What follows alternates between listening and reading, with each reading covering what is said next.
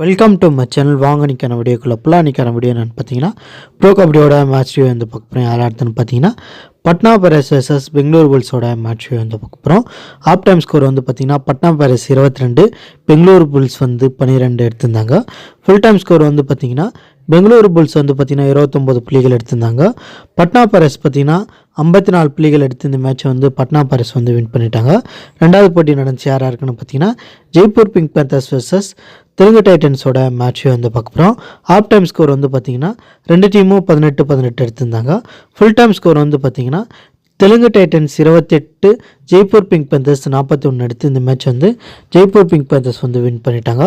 அது மட்டும் இல்லாமல் சென்னை எஃப்சி வர்சஸ் மோகன் பகானோட மேட்ச் வந்து நடந்துச்சு.